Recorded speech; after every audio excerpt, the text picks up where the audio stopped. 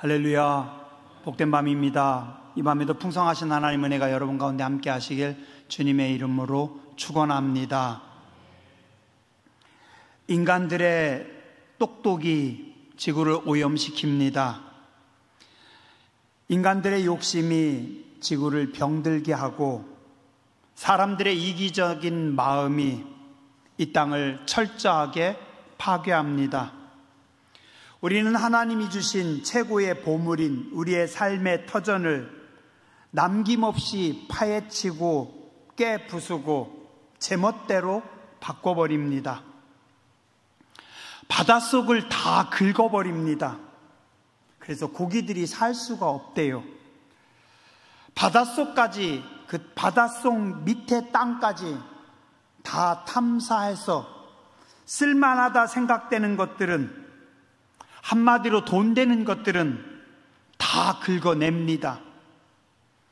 산을 깎고 계곡을 메워버리고 나무들을 다 잘라버리고 그 자리에 석유로 시커먼 아스팔트를 깔아놓습니다. 콘크리트로 다 덮어버리고 시멘트로 만든 흉물스러운 건물로 지구를 전부 다 덮어버립니다. 우리 인간들은 무엇을 남기는 꼴을 보지 못합니다. 그래서 우리는 땅속 깊은 곳까지 샅샅이 뒤져서 석유, 가스, 광물 다 뽑아 써야만 직성이 풀립니다. 거의 모든 산들을 다 파헤칩니다. 혹시 이곳에 또 쓸만한 광물 없을까? 저는 몰랐는데 우리가 있는 이 땅도 예전엔 산이었다고 하대요. 여기도 광산이어서 다 파헤쳐가지고 지금 이렇게 평지가 됐다고 하더라고요. 다 파헤칩니다. 심지어는 돌들까지도 다 꺼내서 깨서 어디다 쓰든지 갖다가 씁니다. 도대체 인간의 눈길과 인간의 손길이 닿으면 남는 것은 하나도 없습니다. 그래서 지구는 몸살을 앓고 있습니다. 남극과 북극의 얼음은 다 녹아내리고 그 결과 지구는 지구온난화로 또 엘니뇨라고 하는 이상현상으로 점점 더 살기 힘든 땅이 되고 무서운 자연재해가 우리를 덮습니다. 우리는 해마다 여름이 되면 또 새로운 기록을 갱신하면서 가장 더운 여름을, 더 길어진 여름을 맞이하고 있습니다. 이제는 물도 공기도 흙도 다 오염되었다고 합니다. 왜요? 욕심 많은 이기주의자들인 인간들 때문에.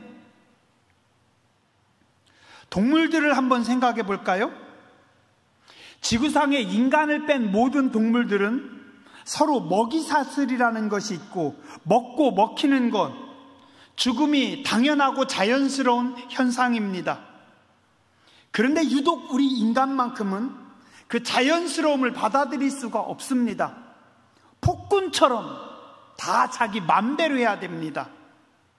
호랑이도 독사도 멧돼지도 악어도 전부 다 인간을 위해서만 존재한답니다. 그것들이 실수로 사람 한 명만 해치면 인간들은 난리가 나서 그것들을 전부 다 멸종시켜버리거나 아예 그들의 삶의 자리를 다 빼앗아 버립니다. 그 결과 우리는 엄청나게 많은 종들을 멸종시켜버리고 말았습니다. 우리 한반도에도 이제는 호랑이가 없습니다. 표범도 사라진 지 오래입니다. 여우도 없고 애기수리도 없고 이제는 원앙새도 없고 황금사슴도 다 멸종되었고 다 멸종. 얼마 전에 신문에 그런 그런 기사가 나왔어요. 소똥구리 아시죠? 제가 어릴 적에 소똥을 이렇게 굴려가는, 자기 몸보다 더 큰 소똥을 굴려가는 소똥구리, 그 속에 집을 짓고 그것을 파먹고 사는, 그래서 국어책에도 나왔었는데 이제 남한 땅에 솥동굴이 없대요. 솥동굴이 한 마리만 찾아오면 100만 원인가 얼마인가 준대요. 못 찾는데요. 왜요? 다 오염된 사료를 먹어서 그 사료를 먹고 소들이 논 그 똥에는 솥동굴이들이 살 수가 없어서 솥동굴이 다 죽었대요. 남한 땅에 솥동굴이 전멸.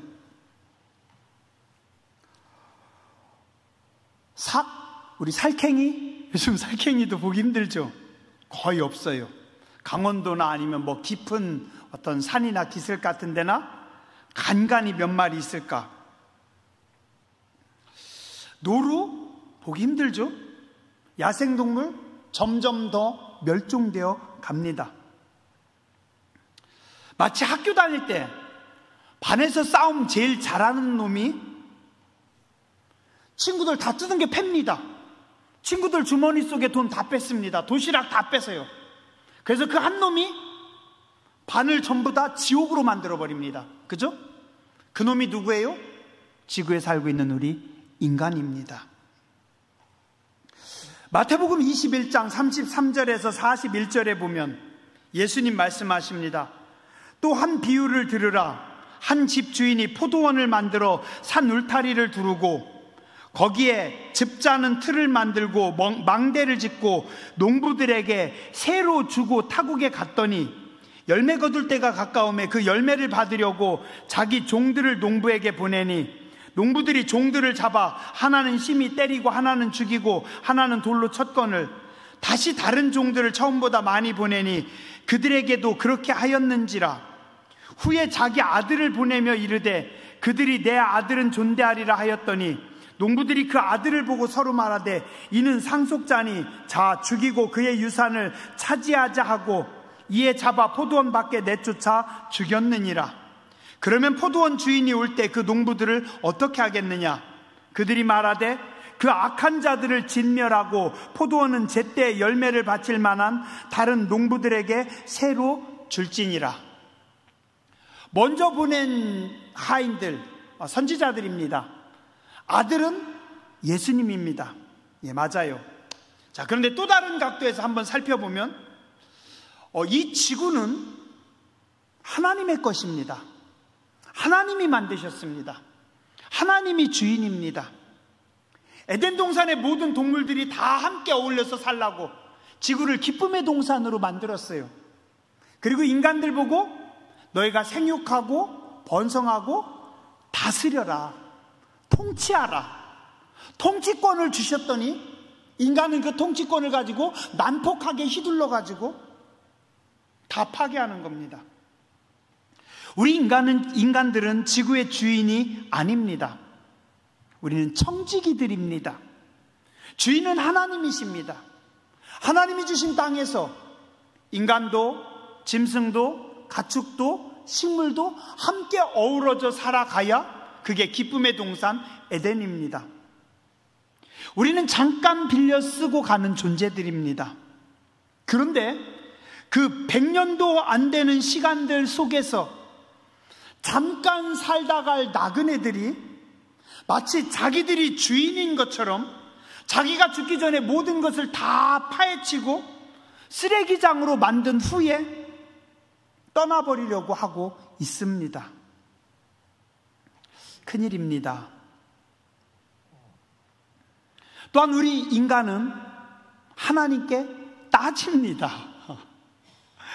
피조물이 조물주에게 따집니다. 이스마엘이 에서가 하나님께 따집니다. 왜 이삭만 사랑하시는 거죠? 왜 야곱을 택하신 것이죠? 또 많은 사람들이 따집니다. 왜 나는 요 모양 요 꼴로 만들어 놓고, 왜 저놈은 저렇게 잘 살고, 왜 저놈은 저렇게 똑똑하게 하셨고, 왜 쟤는 금수저로 만드셨고, 나는 하나님 흙수저로 만드셨습니까? 이 질문도, 이 불평도 사실은 오만하고 어리석은 질문입니다.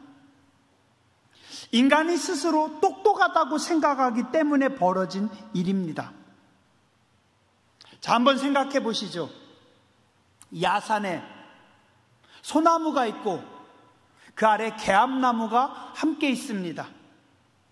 개암나무가 나는 왜 이렇게 키가 작아가지고 하나님 왜 저 소나무가 다 먹고 남은 빛깔 남은 햇볕에가 그 사이에 들어오는 그 조금 나는 그거 먹고 삽니까? 하나님 불공평한 거 아닙니까? 개암나무가 따질까요? 침엽수와 화렵수가 자기들이 살고 있는 땅이 더 척박한 땅이라고 따집니까? 원망합니까? 그들은 그런 거 없습니다. 자기들이 뿌리내린 땅에서 서로 최선을 다해서 살아갑니다. 에델바이스는 고산지대에서 부족한 산소와 양분을 먹으면서도 고상하게 피어납니다. 연꽃은 오염되고 냄새나는 연못 속에서도 화사하게 꽃을 피우고 우리에게 아주 영양가 좋은 연근을 줍니다. 그들은 자신들의 환경에 원망하지 않습니다.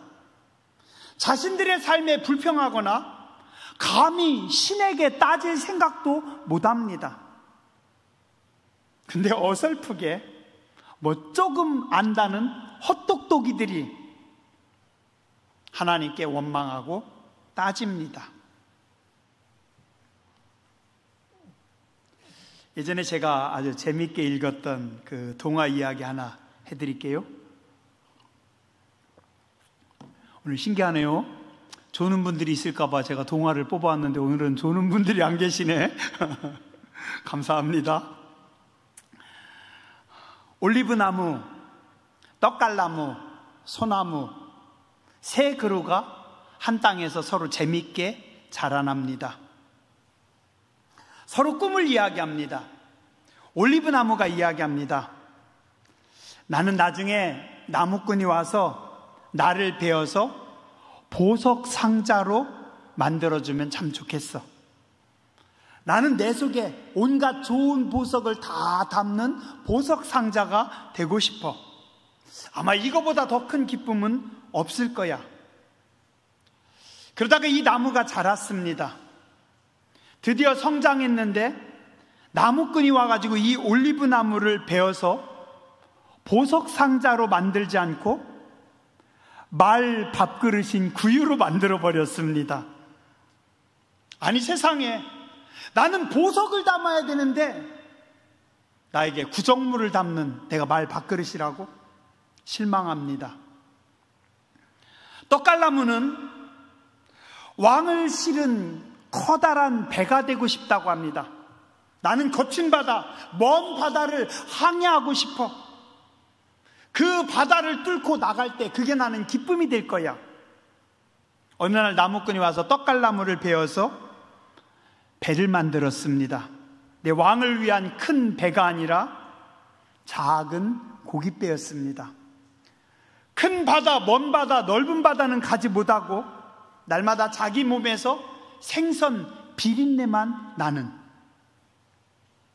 떡갈나무도 낙심합니다. 세 번째, 소나무.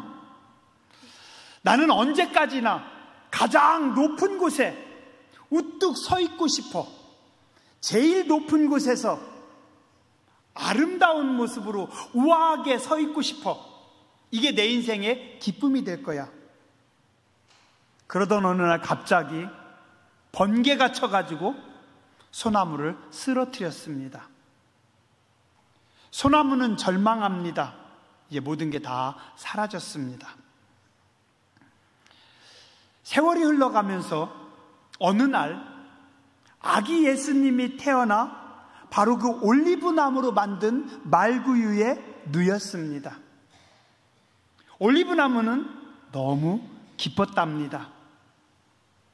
예수님께서 떡갈나무로 만든 그 비린내 나는 작은 배 위에 올라가서 하나님의 말씀을 전합니다. 떡갈나무도 정말 즐거웠습니다. 어느 날 예수님께서 그 소나무로 만든 십자가를 지시고 그 십자가에서 모든 인간의 죄를 다 용서하셨습니다. 소나무는 감동했답니다. 새 나무는 자기들이 기대한 대로 되지 않아서 처음엔 실망했지만 나중에는 예수님께 쓰임받게 되자 가장 기뻤고 진정한 삶의 의미를 깨닫게 됩니다.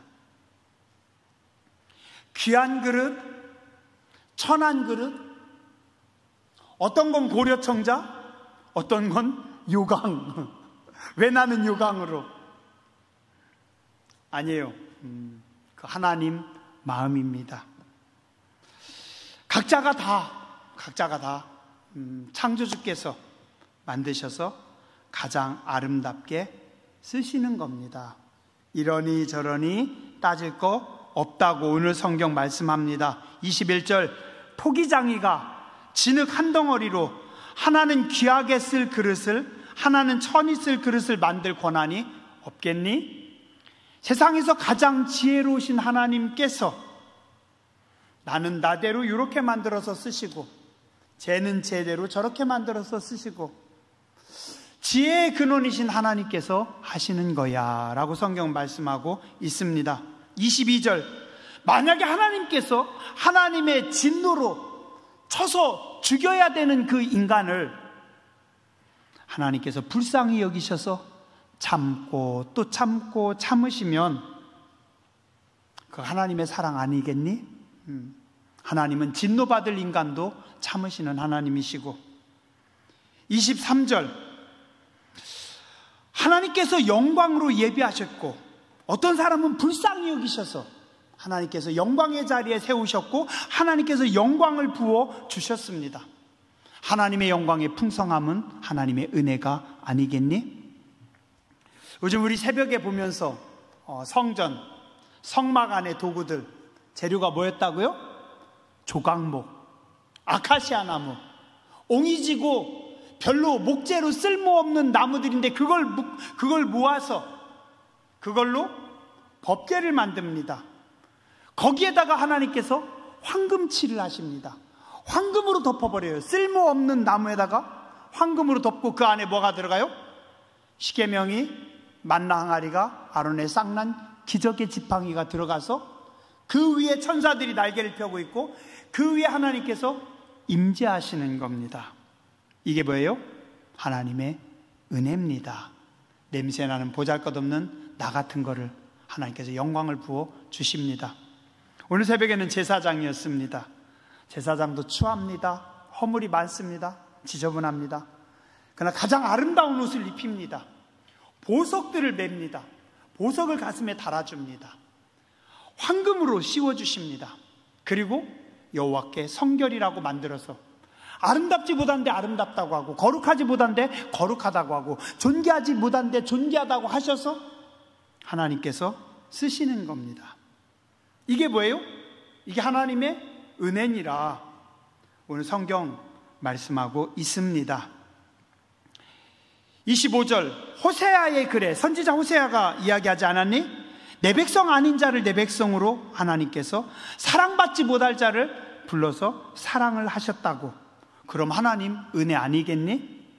27절, 이사야도 말씀하셨잖니?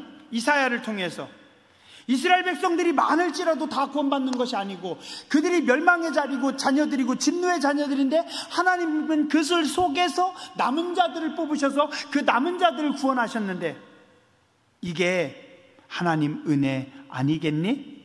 27절, 만약에 하나님께서 그 이스라엘 백성들의 악함 때문에 죄 때문에 그들을 다 쳐버리면 우리 인류는 남아있을 존재가 하나도 없잖니? 하나님께서 남은 자를 남기지 않았으면 우리는 소돔과 고모라처럼 전부 다 파괴되고 아무것도 남을 것이 없을 거야. 그런데 하나님의 은혜로 우리를 하나님께서 택하시고 우리를 하나님께서 부르지 않으셨니? 이거 하나님의 은혜야.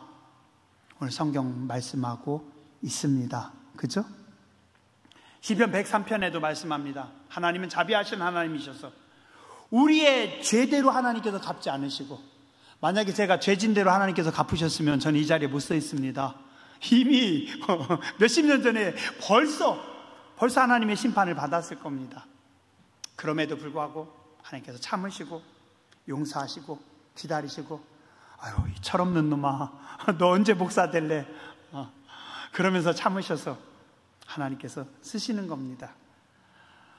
동이 서에서 먼 것 같이 우리의 죄를 멀리 하나님께서 던지셨고, 아비가 자식을 불쌍히 여기는 것 같이 하나님은 우리를 불쌍히 여기시고 사랑하신다.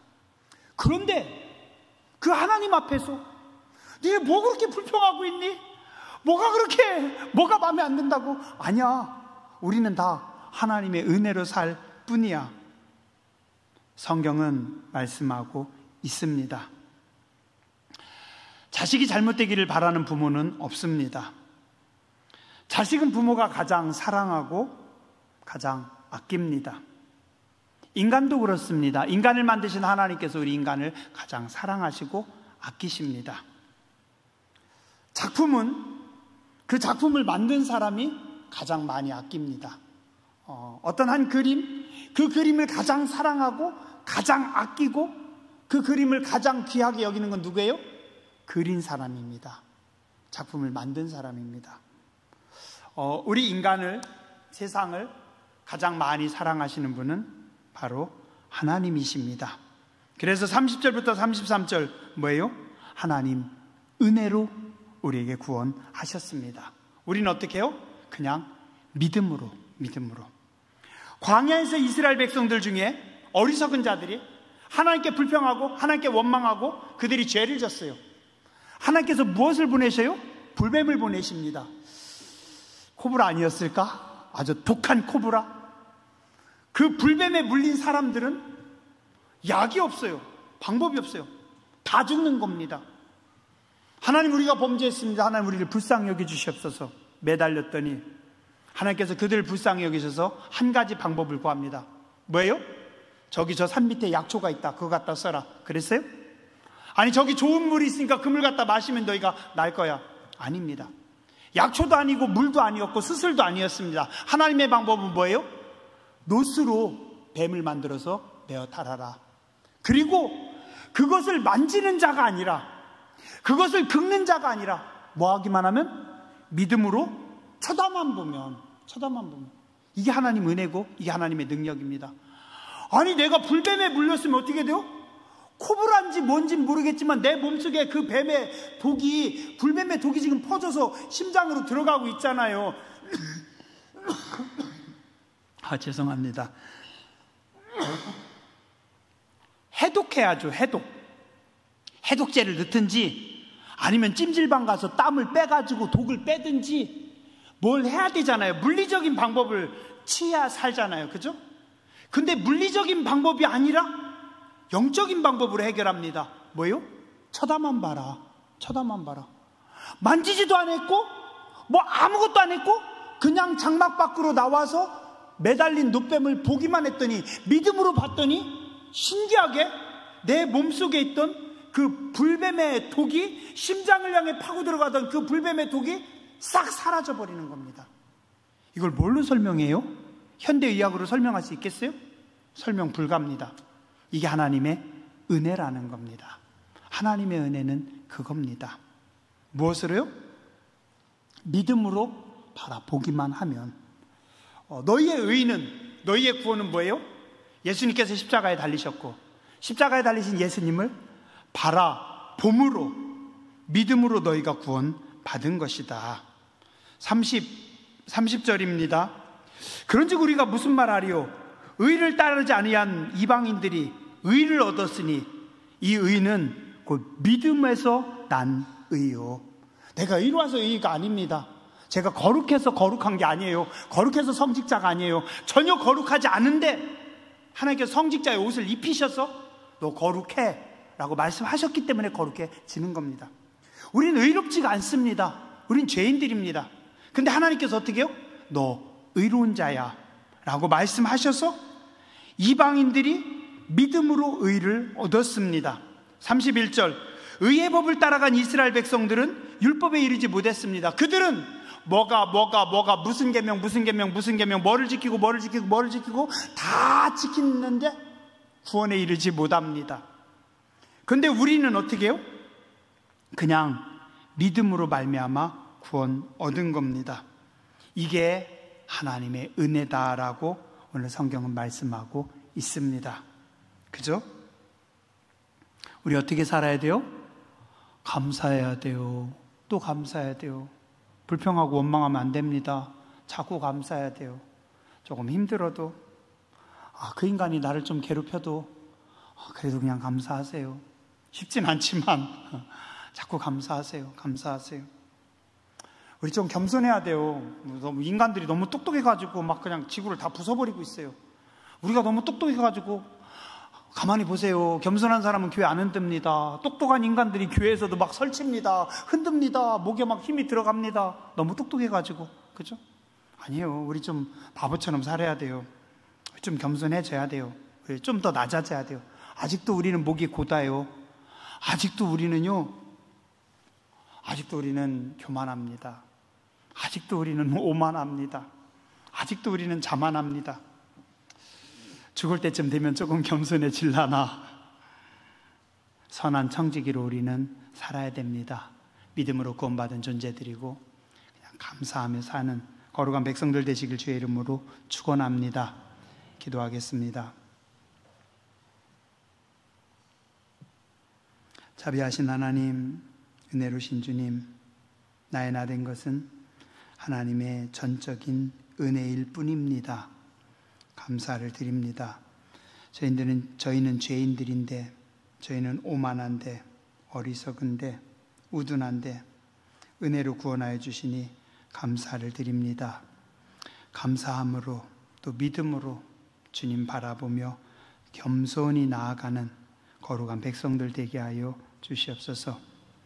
이 땅을 불쌍히 여겨주시고 이 나라 이 민족을 불쌍히 여겨주시고 우리 인간들에게 겸손함을 더하여 주시고 특히 우리 믿는 사람들 하나님 앞에 더 겸손하게 하여 주시옵소서. 거룩하신 주님 예수님 이름으로 감사하며 기도드렸습니다. 아멘.